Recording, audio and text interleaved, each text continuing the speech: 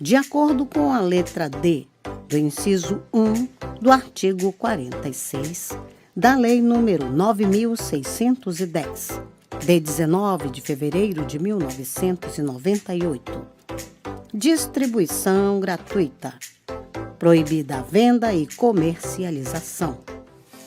Prezados, alguns dos nossos audiolivros podem constar falhas no final das faixas de áudio. Infelizmente, é irreversível, pois os mesmos foram gravados em fitas cassetes. Agradecemos a sua compreensão. Seja muito bem-vindo ao canal da Biblioteca Braille do Estado do Amazonas. Devido a fatos recentes de questionamentos associados a direitos autorais, venho informar que o canal não obtém qualquer tipo de lucro com a publicação dos audiolivros. Levamos a acessibilidade para as pessoas com deficiência visual. Caso você seja autor ou proprietário dos direitos autorais de algum audiolivro publicado aqui no canal, peço que faça contato via e-mail ou através dos comentários, que, se assim for determinado, o audiolivro será retirado do ar. Relembrando, não queremos e não obtemos nenhum tipo de lucro com as visualizações. Nosso objetivo é levar a acessibilidade para as pessoas com deficiência visual. Agradecemos pela sua atenção. Livro postado por Andriele Baraúna. Se você gostou, deixe seu like e se inscreva no nosso canal.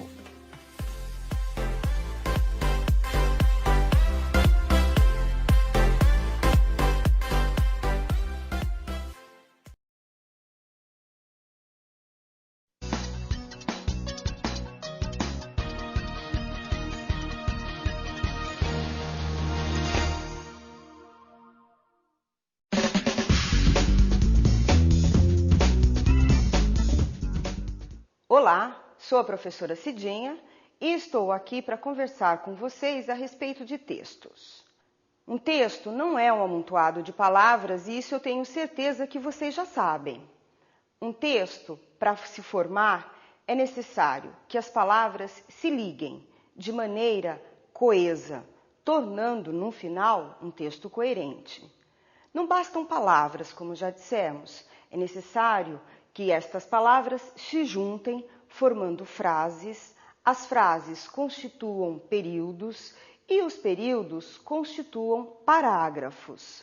Um parágrafo, 2 parágrafos, 3 parágrafos interligados significa um texto interessante, um texto claro, um texto objetivo. E é disso que nós estamos aqui nos propondo a falar. O que é um texto, afinal? Quais as qualidades de um texto? Quais os defeitos de um texto?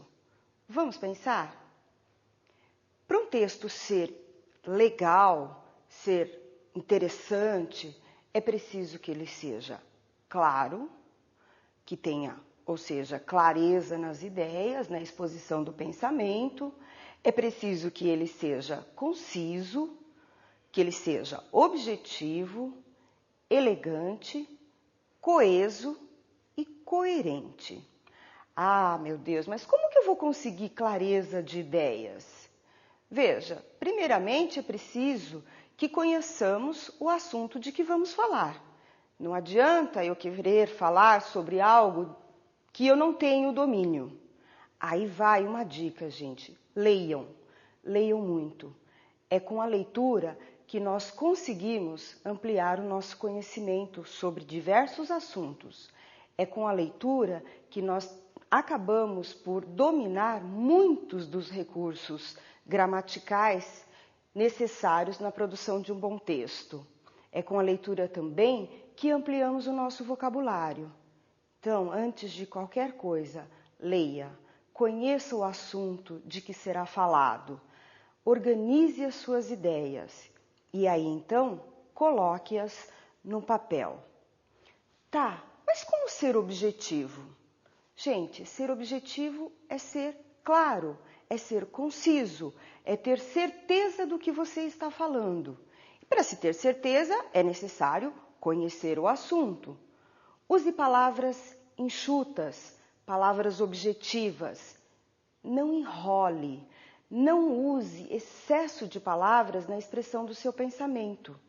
Diga o que tem de dizer de forma clara, de forma objetiva, de forma concisa, ok? E como ser elegante? Como obter elegância num texto? Use a sua linguagem, a linguagem que você domina, a linguagem clara, a linguagem expressiva. Não use clichês. Não diga nunca, no final de um texto, a criança é o futuro da nação. Isso já se tornou uma frase feita, isso já se tornou algo desgastado. Não merecemos mais ouvir isso, mesmo sabendo que está nas mãos das nossas crianças o futuro da nossa pátria. Mas não use isso num texto.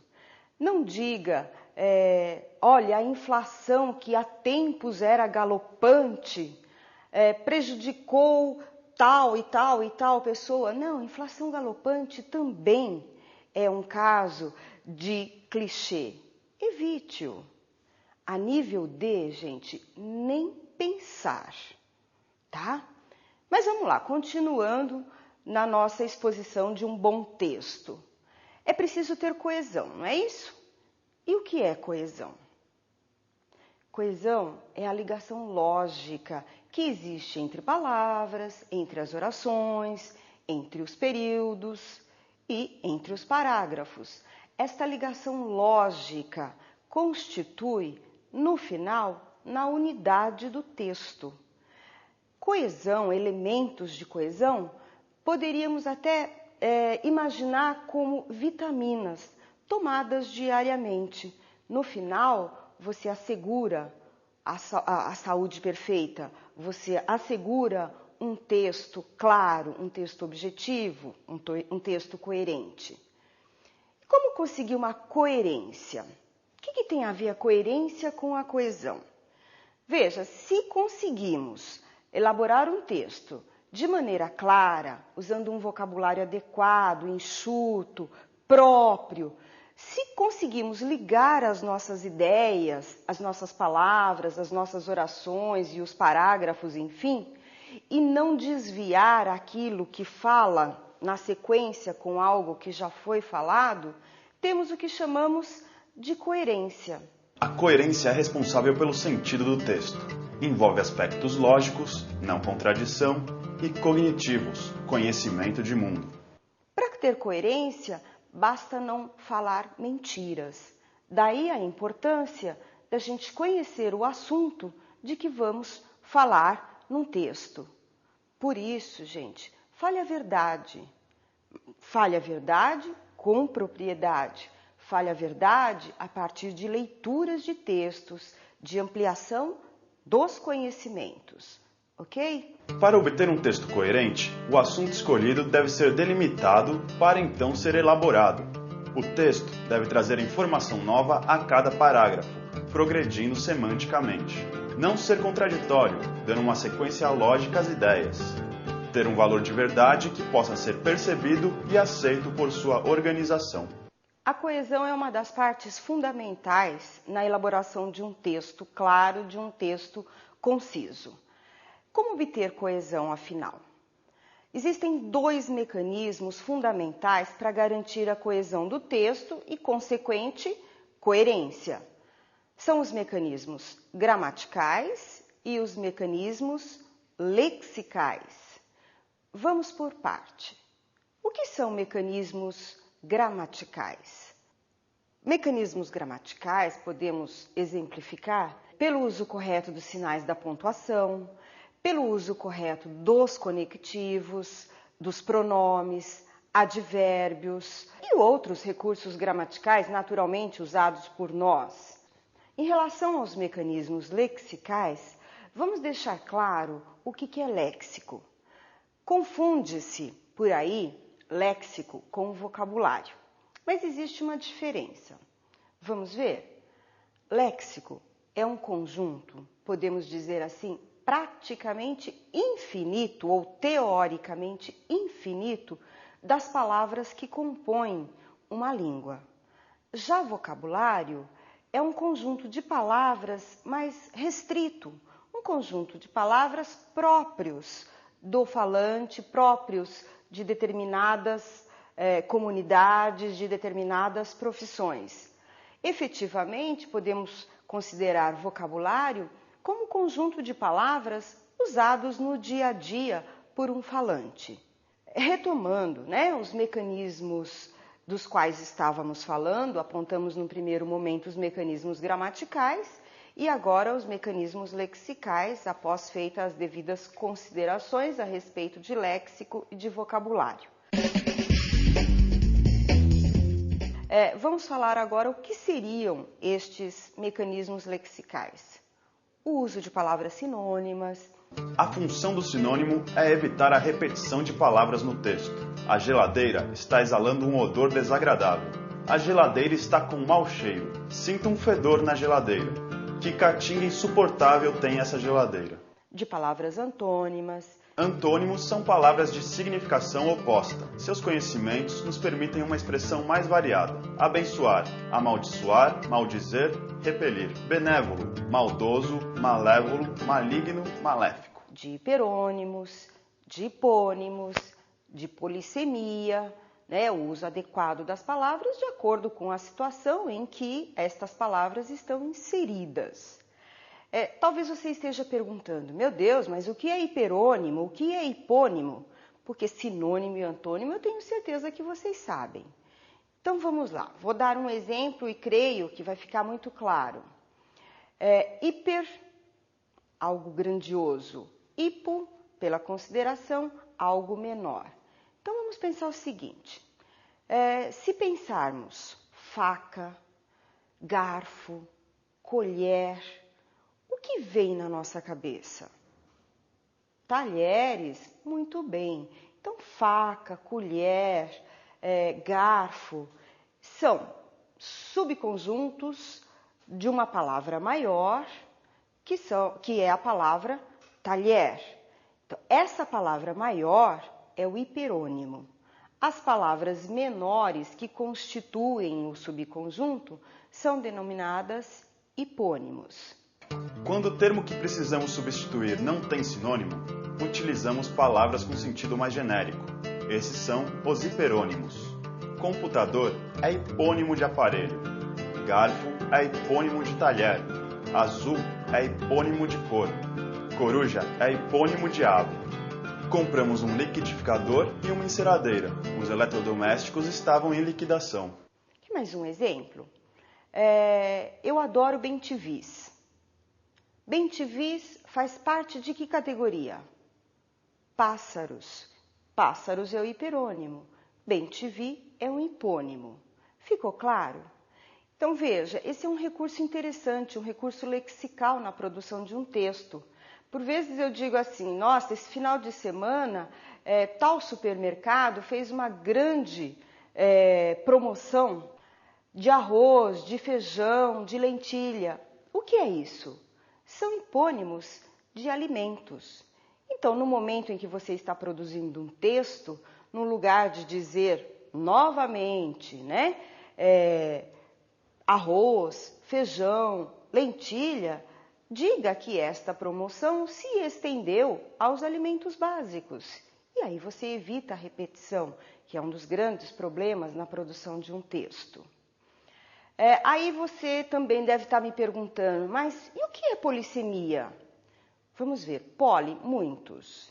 Polissemia, uma palavra que tem vários sentidos, de acordo com da maneira como ela é utilizada. A polissemia é a situação em que a palavra assume significados variáveis de acordo com o contexto em que está inserida. Tecido fino, vinho fino, homem fino, livro fino. O professor explicou o ponto. Ele não dá ponto sem nó. Coloque ponto ao final das frases. Bom, penso que dessa maneira nós deixamos claro quais são os elementos básicos de coesão e quais são os elementos básicos lexicais que vão nos ajudar na elaboração de um bom texto, de um texto adequado, de um texto coerente. Conhecidos alguns dos elementos lexicais e gramaticais, vamos citar alguns exemplos. Vejamos. Estudei muito, mas fui bem na prova. Há coerência nesse exemplo? Há coerência nessa fala? Não. O mas, que é o elemento de coesão, ligando a primeira ideia, estudei muito, à segunda ideia, fui bem na prova, não está adequado. O correto seria, para que tivéssemos coerência no texto, um elemento de coesão conclusivo. Estudei muito, por isso fui bem na prova. Estudei muito, logo fui bem na prova. Portanto, fui bem na prova. O mas é um elemento de coesão, porém ele une ideias adversativas, tornando essa frase, portanto, incoerente. Um outro exemplo, estudei muito, mas fui mal na prova. Aí existe coerência, assim como o elemento de coesão, mas foi empregado corretamente.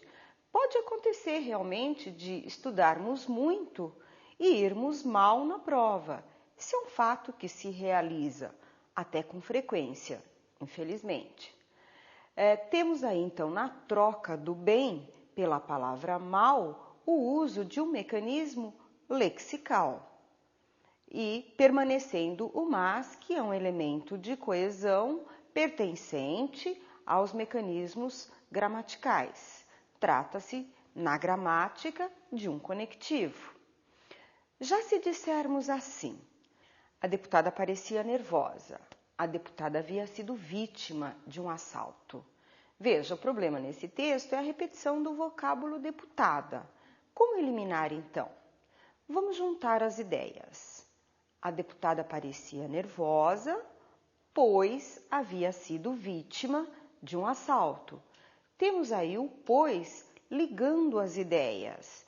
Trata-se de um conectivo, de um elemento de coesão, que colocado adequadamente, já que conclui a ideia expressa na oração anterior, obtemos, com essa colocação, a coerência do texto. Uma outra possibilidade de escrita seria assim: a deputada parecia nervosa. A parlamentar havia sido vítima de um assalto. Que mecanismos nós utilizamos aí? Gramatical ou lexical? Muito bem, lexical. Usamos o hiperônimo parlamentar no lugar do hipônimo deputada. E dessa maneira evitamos o grande problema, que é a repetição de palavras no texto.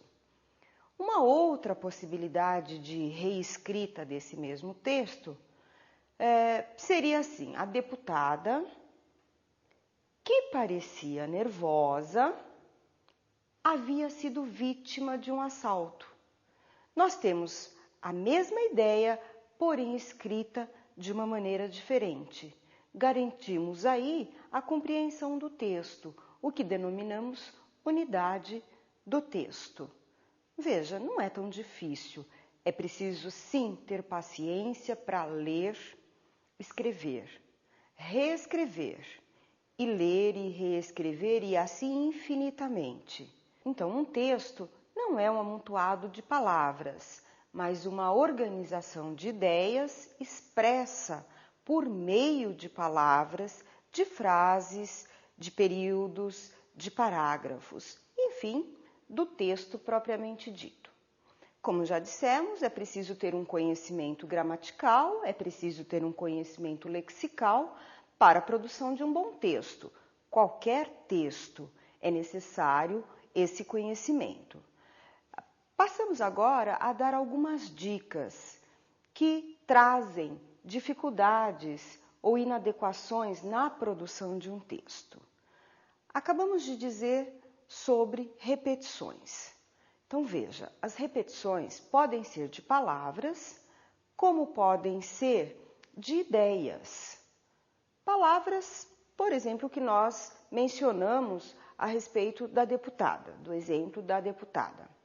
Outras palavras também, se você perceber que as palavras estão sendo repetidas no desenvolver do seu texto, troque-as. Sinônimos, antônimos, hiperônimos, hipônimos, vocabulários diferentes vão ajudá-lo numa produção mais adequada e coerente. Existem também repetições de ideias. Eu digo, por exemplo, assim, há muitos anos atrás, viajamos para o Nordeste. Veja, o A com H, quando está relacionado à expressão de tempo, no caso muitos anos, simboliza um tempo passado. Portanto, a palavra atrás é repetição de passado. Diga assim, há muitos anos viajamos para o Nordeste. Ou diga, muitos anos atrás viajamos para o Nordeste. E assim você evita a repetição de ideias. Há também, gente, a necessidade de termos cuidado com rimas, tá? Rima é muito bonito em versos, textos poéticos. Num texto em prosa, a rima passa a ser um dos grandes defeitos desse texto. Imagine você lendo Vicente sente constantemente dores de dente. Terrível, não é? Então, evite rima. Um outro cuidado que temos de ter é com o gerundismo. E o que é gerundismo?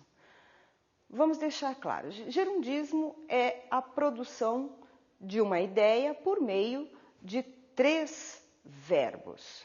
Por exemplo, vou estar enviando a carta amanhã. Vou, verbo ir flexionado, estar, verbo no infinitivo e enviando, o verbo no gerúndio.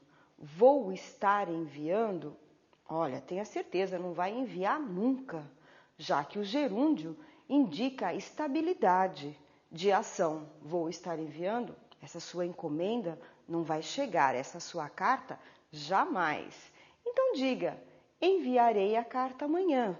Ou vou enviar a carta amanhã, mas não vou estar enviando. Não use em hipótese alguma o gerundismo na sua escrita. Vai comprometer. Um outro fato, não seja prolixo. O que é isso? Traduzindo, numa linguagem bastante informal, não encha a linguiça. Diga o que você tem que dizer de forma clara, de forma objetiva, com um vocabulário adequado. E um vocabulário adequado não simboliza um vocabulário dificílimo de ser utilizado, mas palavras que você domina. Estas são as melhores palavras a serem empregadas no texto. Você não perde a sua ideia se você fala daquilo que você sabe. Então não seja prolixo. Não utilize, como já dissemos anteriormente, clichês, frases feitas. Apaga a beleza do seu texto, pode ter certeza. E cuidado também para não provocar ambiguidades. O que é ambiguidade, afinal? Duplo sentido. Imagine eu dizendo assim, eu e ela viemos de carro para a festa. Eu e ela viemos de carro. Num único carro? Em 2 carros? Eu no meu, ela no dela? Ou ambas num único carro, ou dela ou meu? Não sei. Eu e ela viemos de carro apresenta uma ideia ambígua. Evite-a. Um outro exemplo de frase ambígua. Comprou o carro rápido. Rápido? Rápido adjetivo ou rápido de compra? Rápido de qualificação, de qualidade do carro, um carro veloz? Ou a compra foi rápida? Pois é, aí está a ambiguidade. Não sabemos o que de fato aconteceu. Sugestão: troque o vocábulo rápido por veloz, se o carro que você comprou é um carro veloz. Então, comprou o carro veloz. E aí você vai estar se valendo de um recurso lexical.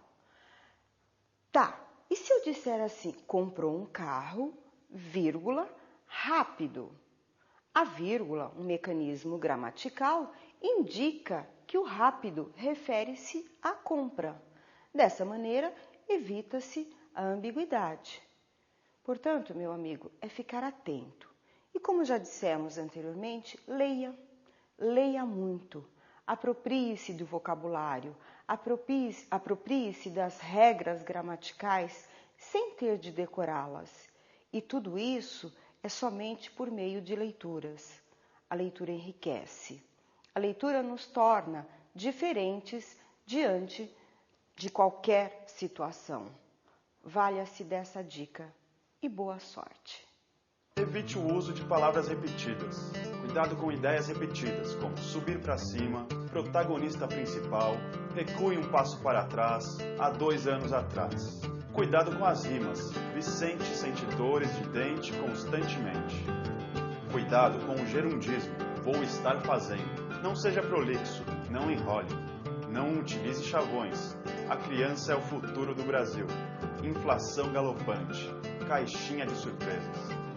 Não provoque ambiguidades. Família muda vem de tudo. Preciso de um empregado para ordenhar vacas e uma secretária. Esperamos que com essas dicas você construa textos coesos, coerentes, adequados e que o leve a um mercado de trabalho ou uma condição universitária favorável àquela desejada por você. A editora Ridel agradece e até a próxima.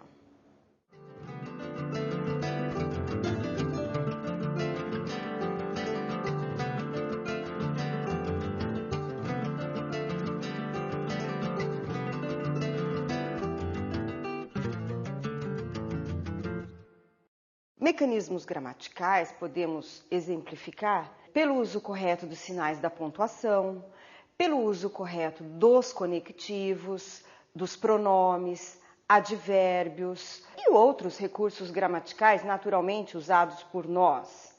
Em relação aos mecanismos lexicais, vamos deixar claro o que é léxico. Confunde-se por aí léxico com vocabulário, mas existe uma diferença. Vamos ver?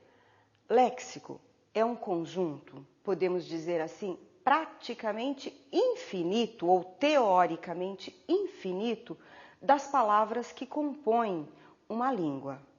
Já vocabulário é um conjunto de palavras mais restrito, um conjunto de palavras próprios do falante, próprios de determinadas comunidades, de determinadas profissões. Efetivamente, podemos considerar vocabulário como conjunto de palavras usados no dia a dia por um falante. Retomando, os mecanismos dos quais estávamos falando, apontamos no primeiro momento os mecanismos gramaticais e agora os mecanismos lexicais, após feitas as devidas considerações a respeito de léxico e de vocabulário.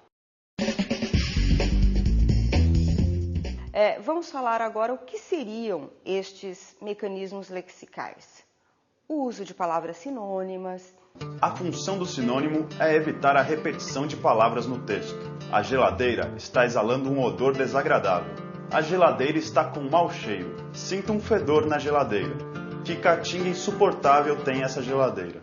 De palavras antônimas. Antônimos são palavras de significação oposta. Seus conhecimentos nos permitem uma expressão mais variada. Abençoar, amaldiçoar, maldizer, repelir. Benévolo, maldoso, malévolo, maligno, maléfico. De hiperônimos, de hipônimos, de polissemia, o uso adequado das palavras de acordo com a situação em que estas palavras estão inseridas. Talvez você esteja perguntando, meu Deus, mas o que é hiperônimo, o que é hipônimo? Porque sinônimo e antônimo eu tenho certeza que vocês sabem. Então vamos lá, vou dar um exemplo e creio que vai ficar muito claro. Hiper, algo grandioso. Hipo, pela consideração, algo menor. Então vamos pensar o seguinte, se pensarmos faca, garfo, colher, o que vem na nossa cabeça? Talheres? Muito bem. Então, faca, colher, garfo são subconjuntos de uma palavra maior, que é a palavra talher. Então, essa palavra maior é o hiperônimo. As palavras menores que constituem o subconjunto são denominadas hipônimos. Quando o termo que precisamos substituir não tem sinônimo, utilizamos palavras com sentido mais genérico. Esses são os hiperônimos. Computador é hipônimo de aparelho. Garfo é hipônimo de talher. Azul é hipônimo de cor. Coruja é hipônimo de ave. Compramos um liquidificador e uma enceradeira. Os eletrodomésticos estavam em liquidação. Aqui mais um exemplo. Eu adoro bem-te-vis. Bem-te-vis faz parte de que categoria? Pássaros. Pássaros é o hiperônimo. Bem-te-vi é um hipônimo. Ficou claro? Então veja, esse é um recurso interessante, um recurso lexical na produção de um texto. Por vezes eu digo assim, nossa, esse final de semana tal supermercado fez uma grande promoção de arroz, de feijão, de lentilha. O que é isso? São hipônimos de alimentos. Então, no momento em que você está produzindo um texto, no lugar de dizer novamente, né, arroz, feijão, lentilha, diga que esta promoção se estendeu aos alimentos básicos. E aí você evita a repetição, que é um dos grandes problemas na produção de um texto. Aí você também deve estar me perguntando, mas e o que é polissemia? Vamos ver, poli, muitos. Polissemia, uma palavra que tem vários sentidos, de acordo com da maneira como ela é utilizada. A polissemia é a situação em que a palavra assume significados variáveis de acordo com o contexto em que está inserida. Tecido fino, vinho fino, homem fino, livro fino. O professor explicou o ponto. Ele não dá ponto sem nó. Coloque ponto ao final das frases. Bom, penso que dessa maneira nós deixamos claro quais são os elementos básicos de coesão e quais são os elementos básicos lexicais que vão nos ajudar na elaboração de um bom texto, de um texto adequado, de um texto coerente. Conhecidos alguns dos elementos lexicais e gramaticais, vamos citar alguns exemplos. Vejamos. Estudei muito, mas fui bem na prova. Há coerência nesse exemplo? Há coerência nessa fala? Não. O mas, que é o elemento de coesão, ligando a primeira ideia, estudei muito, à segunda ideia, fui bem na prova, não está adequado. O correto seria, para que tivéssemos coerência no texto, um elemento de coesão conclusivo. Estudei muito, por isso fui bem na prova. Estudei muito, logo fui bem na prova. Portanto, fui bem na prova. O mas é um elemento de coesão, porém ele une ideias adversativas, tornando essa frase, portanto, incoerente. Um outro exemplo, estudei muito, mas fui mal na prova. Aí existe coerência, assim como o elemento de coesão, mas foi empregado corretamente. Pode acontecer realmente de estudarmos muito e irmos mal na prova. Esse é um fato que se realiza até com frequência, infelizmente. Temos aí então na troca do bem pela palavra mal o uso de um mecanismo lexical e permanecendo o mas, que é um elemento de coesão pertencente aos mecanismos gramaticais. Trata-se, na gramática, de um conectivo. Já se dissermos assim, a deputada parecia nervosa, a deputada havia sido vítima de um assalto. Veja, o problema nesse texto é a repetição do vocábulo deputada. Como eliminar então? Vamos juntar as ideias. A deputada parecia nervosa, pois havia sido vítima de um assalto. Temos aí o pois ligando as ideias. Trata-se de um conectivo, de um elemento de coesão, que colocado adequadamente, já que conclui a ideia expressa na oração anterior, obtemos, com essa colocação, a coerência do texto. Uma outra possibilidade de escrita seria assim. Então, um texto não é um amontoado de palavras, mas uma organização de ideias expressa por meio de palavras, de frases, de períodos, de parágrafos, enfim, do texto propriamente dito. Como já dissemos, é preciso ter um conhecimento gramatical, é preciso ter um conhecimento lexical para a produção de um bom texto. Qualquer texto é necessário esse conhecimento. Passamos agora a dar algumas dicas que trazem dificuldades ou inadequações na produção de um texto. Acabamos de dizer sobre repetições. Então veja, as repetições podem ser de palavras, como podem ser de ideias. Palavras, por exemplo, que nós mencionamos a respeito da deputada, do exemplo da deputada.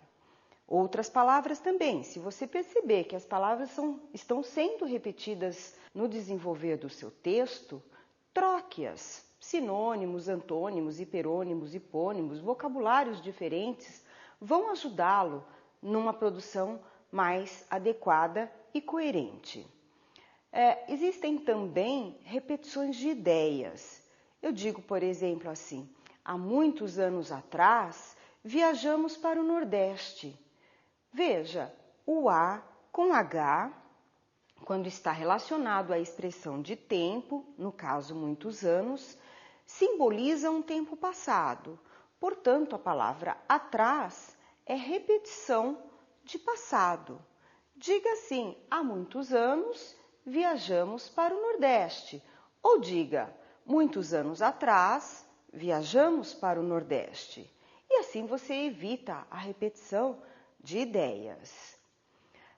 Há também, gente, a necessidade de termos cuidado com rimas, tá? Rima é muito bonito em versos, textos poéticos. Num texto em prosa, a rima passa a ser um dos grandes defeitos desse texto.